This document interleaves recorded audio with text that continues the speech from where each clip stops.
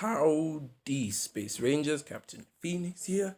Today, we're reviewing The Mandalorian Season 2, Episode 4, The Siege. Okay, so, real quick before I review, I know that every time I review a Mandalorian episode, like 1 week, the next episode has come out the same week. For example, as I'm reviewing Episode 4, Episode 5 has already come out. The problem is, I can't get Episode 5, mainly because everyone else is watching it.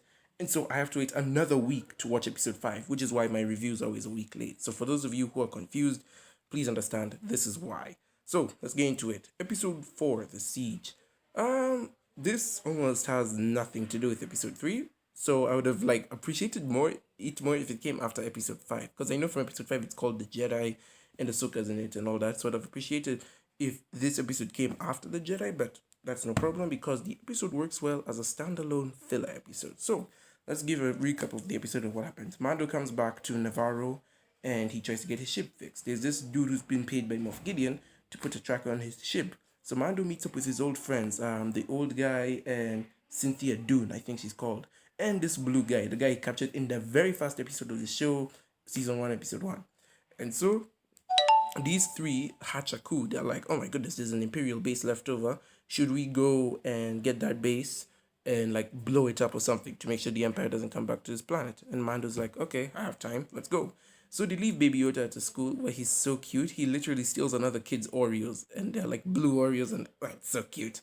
And so Mando and the crew go to the Imperial base, where Mando overloads the reactor to set it to blow up. However, as they're escaping, they find out that the scientist Mando let live in the first season leaves a recording from Moff Gideon, which was from 3 days before. So now Mando knows that Moff Gideon is alive. In the recording, the scientist says that they tried to extract the blood from Baby Yoda without killing him, and the blood they used to create the clones was not working. So apparently these guys came across a clone lab. I had no idea what those things in the tank were. I thought they were Palpatine's clones, like the Snoke things, but that's not the case. It seems as if they're trying to make Dark Troopers. For those who don't know, Dark Troopers in Star Wars are stormtroopers, cyborgs, sort of like General Grievous, and they have the Force. That's from what I could tell what the Dark Troopers are.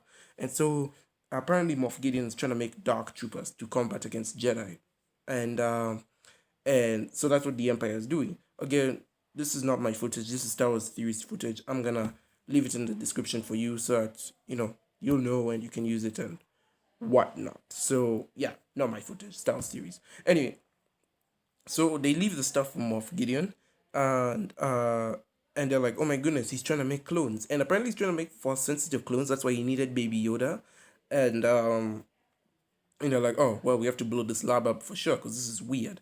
So they blow up the lab, and Mando is like, oh my goodness, if they find out that Baby Yoda's on this planet, they're gonna catch him. So I have to go pick him up. So Mando races back to school to pick up Baby Yoda.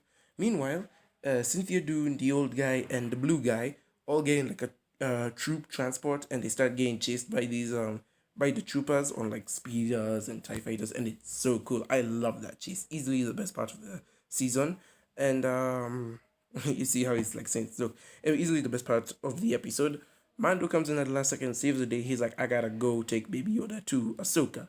And then the episode ends there with him taking Baby Yoda to Ahsoka. So what do I like about this episode? I like how it's a standalone episode. You can watch this episode without any information from the past episodes. Maybe you need to watch 1 or 2 episodes, but otherwise this is a very good standalone episode. I love the action. I love the chase scene of of Mando's friends down the gorge being chased by the TIE fighters and the scout troopers. That was so fun in my opinion. The blue guy was hilarious. I freaking loved him. I love how he even had 130 years on his sentence. Well, what the heck?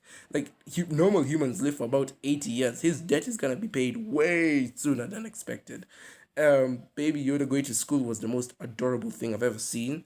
And Mando coming in at the last second to save the day and then doing that spinny thing in the air where he turns around and then flies towards the TIE fighter. That was the most perfect scene in Star Wars I've ever seen. The action in this episode was top notch.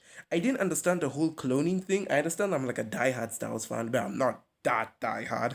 So I don't know about the whole cloning process. I do know that you can't make a Force user from taking a Force user's blood and injecting it in yourself. It has a 1% chance of working, so I do know that much.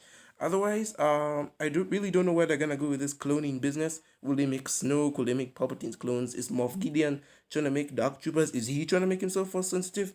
I really don't know the answers to these questions. I just know that something's going on, and I hope the show will explain it in the future. So yeah, all in all, this episode wasn't really bad. I do wish it came out after episode 5 so that I could enjoy it a bit more, because this one just definitely felt like it was slowing things down. Not that there's anything wrong with it, I just felt like it was definitely slowing things down, especially after the great stuff we got from episode 3.